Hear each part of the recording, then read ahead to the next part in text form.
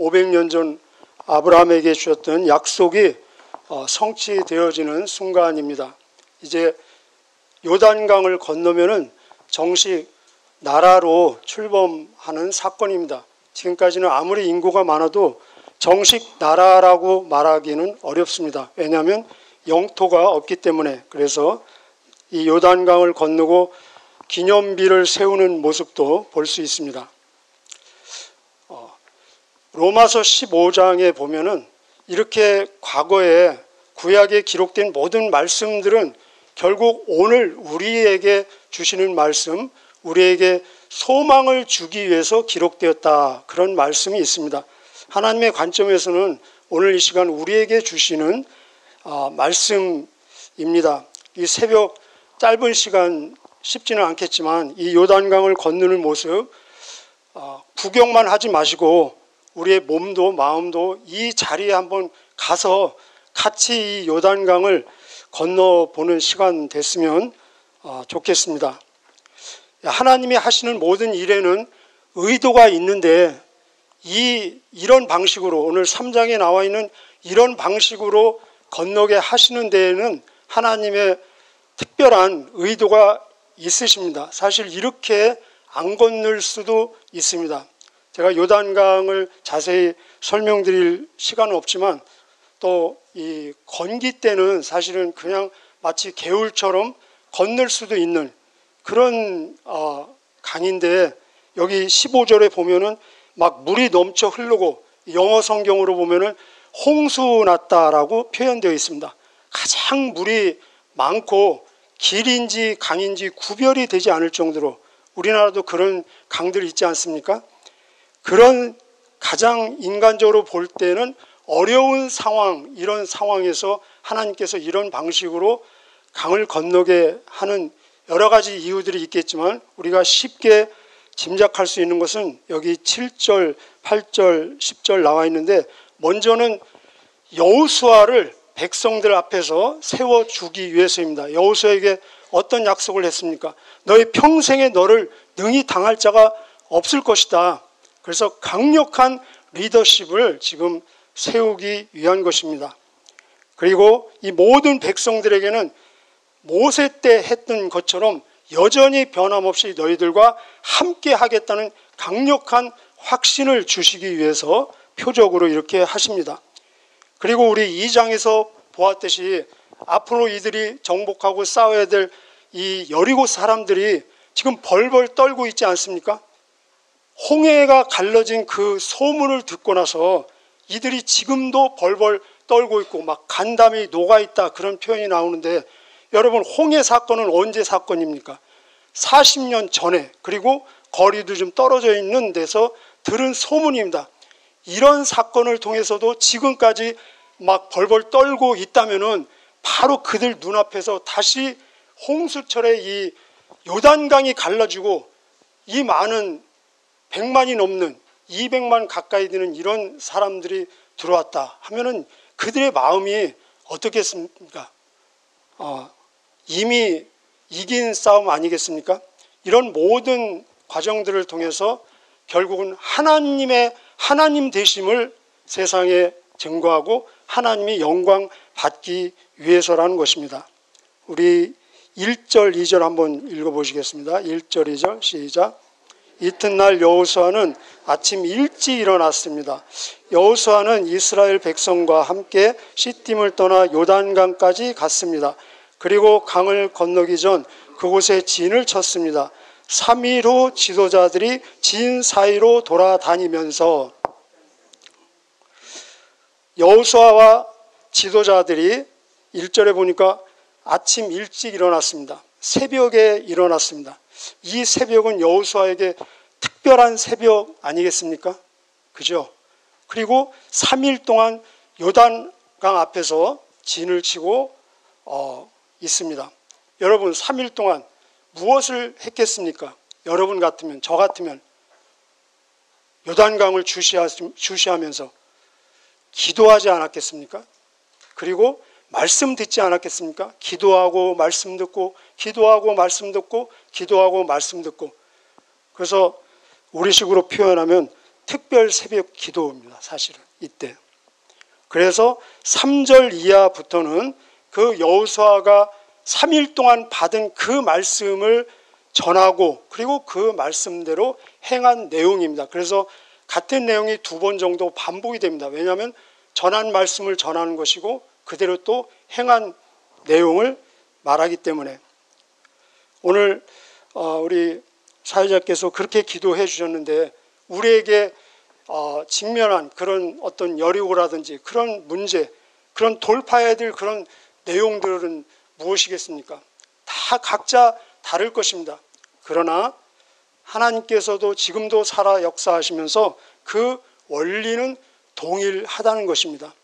오늘 이 여호수아가 받은 이 말씀을 다시 한번 우리에게 주시면서 우리가 돌파해야 될 그 요단강, 그 난제들 어떻게 돌파할 수 있는가, 3가지 원리를 우리에게 말씀해 주고 계십니다.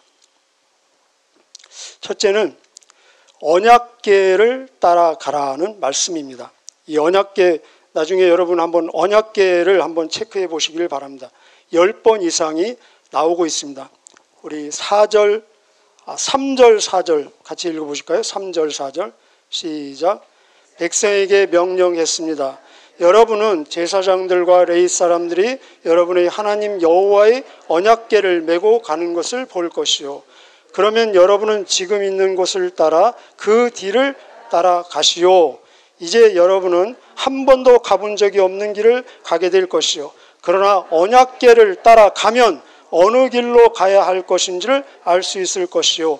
언약궤를 너무 가까이 하지 말고 2000규빗 정도의 거리를 두고 따라가시오. 여기 2000규빗은 한 900m, 한 1km 정도 됩니다. 3절에도 언약궤를 따라가라. 4절에도 언약궤만 따라가라. 그러면은 어느 길로 가야 될지 길이 보일 것이다 라고 말씀하고 있습니다. 우리 언약궤 잘 아시죠? 언약궤 안에 무엇이 있습니까? 말씀이 있고 만나가 있고 쌍난 지팡이가 있습니다. 지팡이는 생명이 없는 것인데 그 생명 없는 곳에서 생명, 싹이 났습니다. 바로 이것은 하나님의 임재, 하나님의 말씀, 하나님의 공급, 하나님의 생명과 부활의 능력을 말하고 있습니다. 문장으로 얘기하면은 말씀으로 임재하신 하나님께서 생명과 부활의 능력으로 공급하시며 함께하시며 인도하신다는 약속입니다. 말씀으로 인도하시겠다는 말씀입니다. 우리가 광야에서 보면은 무엇으로 인도하셨습니까? 불기둥, 구름기둥, 누구나 눈으로 확인할 수 있는 그림으로 인도하셨습니다. 하나님도 지금 우리를 어떻게 인도하십니까? 환경을 통해서, 어떤 표적을 통해서, 환상을 통해서 여러 가지로. 그러나 결국은 기본은 말씀으로 인도하시겠다는 것입니다. 여러분 책을 보신 적 있죠? 책. 이 유치원생들을 위한 유치원생 책을 보면은 그림이 많고 사진이 많고 글씨는 조금 있지 않습니까? 그런데 초등학교 책, 중학교 책, 고등학교, 대학교 책 올라가면 올라갈수록 그림과 사진은 점점 줄고 글자가 많아지는 것을 볼 수 있습니다. 저와 여러분은 이 신앙학교에서 몇 학년이십니까? 어느 학교에 있습니까? 결국은 말씀으로 인도하시겠다는 것입니다. 그래서 시편 119편 주의 말씀은 내 발의 등이요 내 길의 빛입니다. 오늘 하루를 걸어갈 수 있는 등이 되며 동시에 내 평생 갈 방향을 제시하는 빛이 된다는 것입니다. 태초에 이 말씀이 이미 계셨습니다. 이 말씀이 하나님이셨고 이 말씀이 육신이 되었는데 그분이 예수님 아니십니까? 그래서 예수님 말씀하시기를 내가 곧 길이다. 내가 진리다. 진리의 길, 생명의 길, 승리의 길, 그리고 영광의 길은 바로 예수님이 보여주시고 예수님 자체라는 것입니다.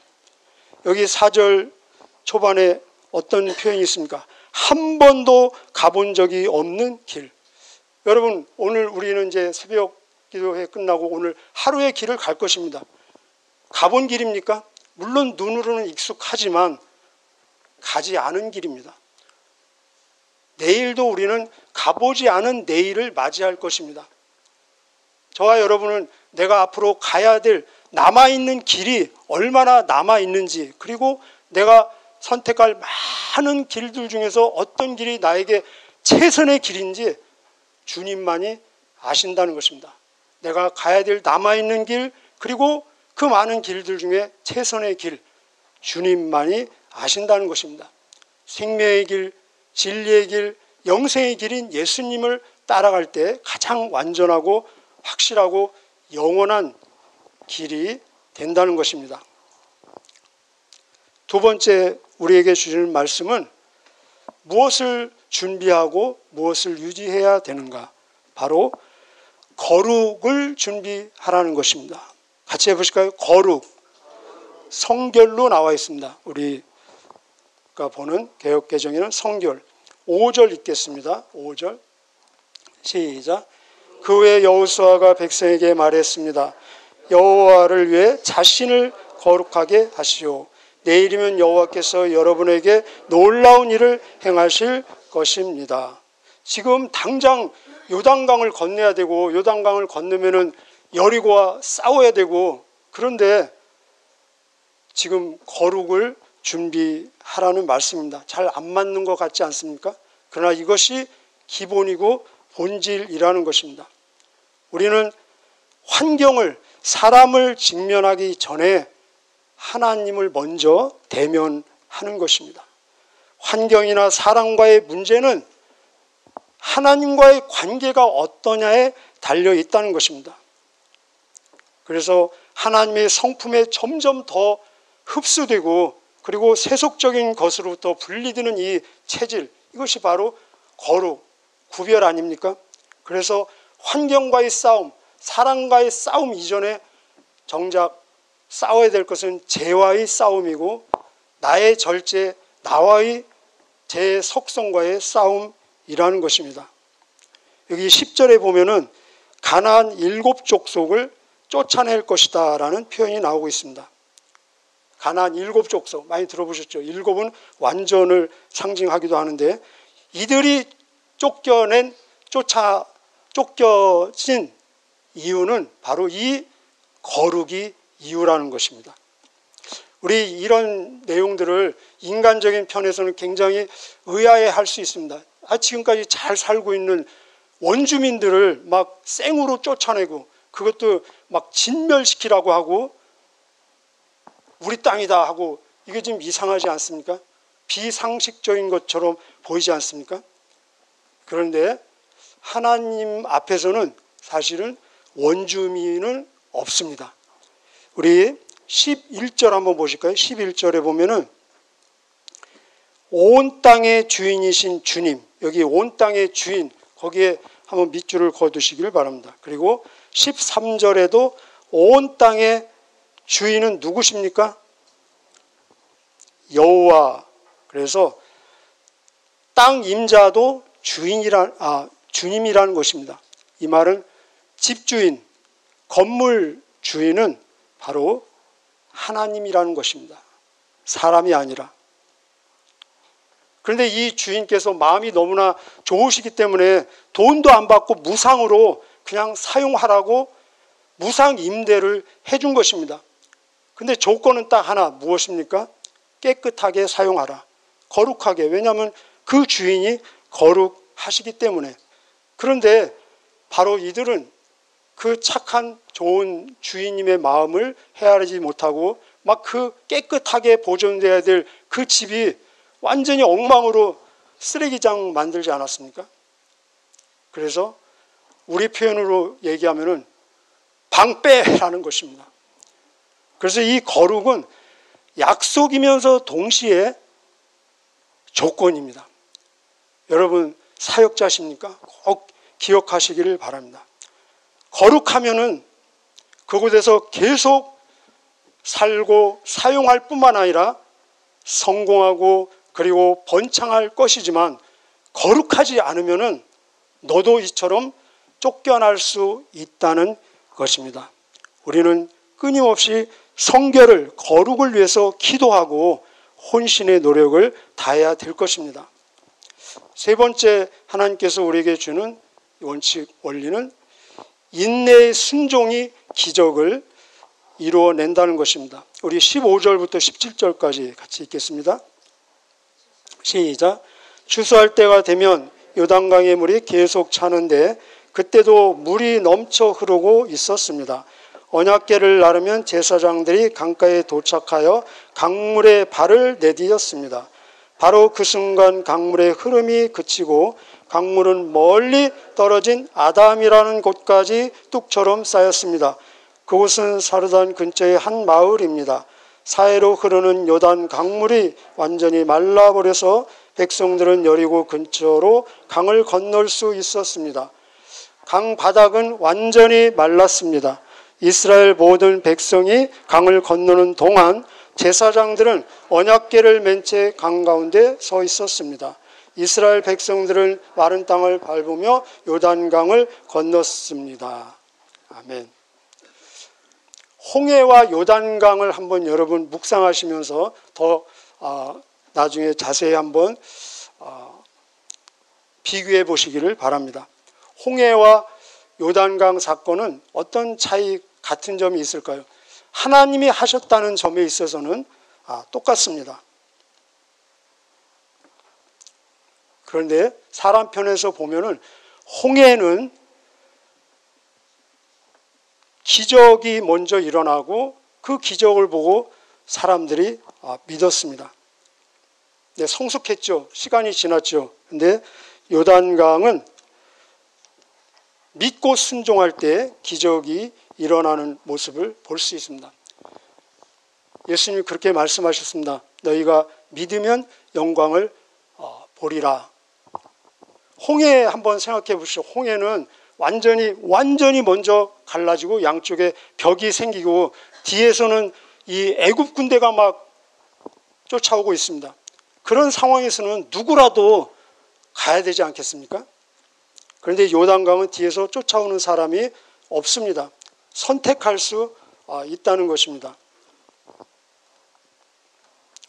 제사장들이 먼저 물에 발을 담궜습니다. 근데 제가 아무리 찾아봐도 어느 정도 담궜나 이게 자세히 안 나와 있더라고요. 저는 기분 같아서 막 많이 담궜다라고 말하고 싶은 심정인데 정확하지 않은 거 말할 수 없잖아요. 그죠? 그래서 발목까지 담궜나, 무릎까지 담궜나, 뭐 허리까지 담궜나. 그 깊이가 물론 중요한 것은 아니지만 중요한 것은 물에 먼저 그들이 담궜다는 것입니다. 그리고 언약궤를 맨 채 그들이 담그자마자 하나님께서 역사하기 시작하셨습니다. 그런데 우리 16절에 보면은 이 물이 갈라지는 모습이 홍해와는 완전히 다릅니다. 홍해는 쫙 갈라져서 양쪽에 벽이 생겼다면은 이 요단강은 저 위에 상류층에 흐르는 그것에 멈추고 거기서 이 물이 막 쌓이면서 거기서부터 흐름이 중단되었다는 것입니다. 그런데 거기가 어디냐면은 아담, 사르단이라고 나와 있습니다. 제가 확인해 보니까 이들이 여기에서 지금 있는 곳에서 이 아담까지는 10km 이상이 됩니다. 그러면은 10km 저 넘어서 거기에서 물이 흐르는 것이 딱 중단이 됐다면은 그 다음부터 흐르는 물은 계속해서 흘러 빠져나가야 되지 않겠습니까? 이 말은 그들이 물에 발을 담근 순간에 하나님이 역사하기 시작했지만 하나님의 역사하심을 그들의 눈으로 확인하는 데는 시간이 걸렸다는 것입니다. 얼마의 시간이 걸렸는지는 모르겠습니다. 우리도 마찬가지입니다. 우리가 기도할 때 하나님께서는 반드시 역사하실 것입니다. 그러나 하나님의 역사하심을 우리의 눈으로 확인하는 데는 시간이 걸릴 수 있습니다. 이 시간을 우리는 인내로 서 있고 버티는 시간이라고 말할 수 있습니다. 우리 4절에 보면은 아까 보셨죠? 언약궤를 너무 가까이 하지 말고 거리를 얼마 두라고 했습니까? 2000규빗. 그 거리는 900m, 약 1km 정도 된다고 했습니다. 하나님의 세심한 배려인 것을 볼 수 있습니다. 첫째는 얼마나 많은 사람들이 있습니까? 너무 밀집하면은 뒤에 있는 사람들은 보이지 않을 것입니다. 그 언약궤가. 그래서 가능한 한 모든 사람들은 어렵겠지만 가능한 한 많은 사람들이 다 그 언약궤를 볼 수 있도록 지금 배려하는 것입니다. 앞에 사람 뒤통수를 보고 가는 것이 아니라 저 멀리지만 언약궤에 주시하면서, 그리고 그 강이 어딘지 방향을 알 것입니다. 그러면은 900m 거리를 뒀기 때문에 뒤에 있는 백성들은 강 바닥이 보이겠습니까? 안 보이겠습니까? 강의 물은 보이지 않는다는 것입니다. 그들이 강에 접근했을 때는 이미 강은 어떤 상태냐? 완전히 말라버린 길이 되어 있는 상태라는 것입니다. 아마 그들이 걸어갈 때 여기가 길인지 강인지 구분하지도 못하면서 건널 수도 있습니다. 그래서 건너고 나서 보니까 다시 강이 흐르는 소리가 나서 뒤돌아보니까 강이었네. 우리 여러분 이런 경험 있지 않습니까?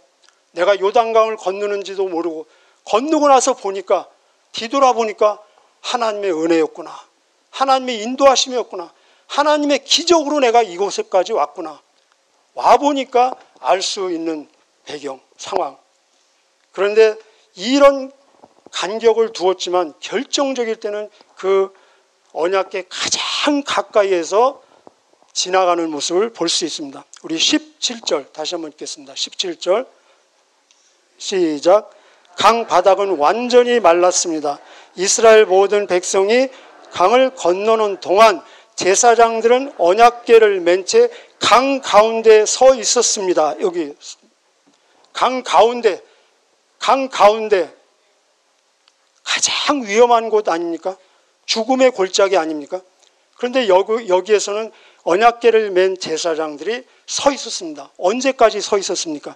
모든 백성들이 그 옆으로 지나갈 때, 이 강 가운데를 지나갈 때는 2000규빗의 간격이 있는 것이 아니라 가장 가까이에서 지나가는 모습을 볼 수 있습니다. 그리고 모든 백성들이 다 나오고 나서 이 언약궤를 맨 제사장들이 나중에 나오는 모습. 그래서 사실은 이 요단강에 하나님이 제일 먼저 들어가시고, 그리고 죽음의 한 복판에서는 함께 계시고, 그리고 모든 백성들이 나오는 것을 확인하거나 다시 뒤따라 나오는 모습. 우리 예수님도 먼저 가시고 나를 따라오라 하시고 함께 하시면서 우리와 동행하며, 그리고 우리의 뒷모습을 또 따라오시는 모습. 아마 이들은 자기들이 그 중앙을 지날 때 죽음의 한 복판을 지나는지도 전혀 의식하지 못했을지도 모릅니다. 그러나 이때 하나님이 함께 하심으로 지나가는 모습을 볼 수 있습니다. 이 모습을 보니 마치 시편 23편이 떠올랐습니다. 내가 사망의 음침한 골짜기로 다닐지라도 해를 두려워하지 않을 것은 왜요? 주께서 함께 하심이라. 내 평생의 선하심과 인자하심이 정녕 나를 따라오리니 내가 주님의 집에 영원히 거하리로다. 기도하시겠습니다.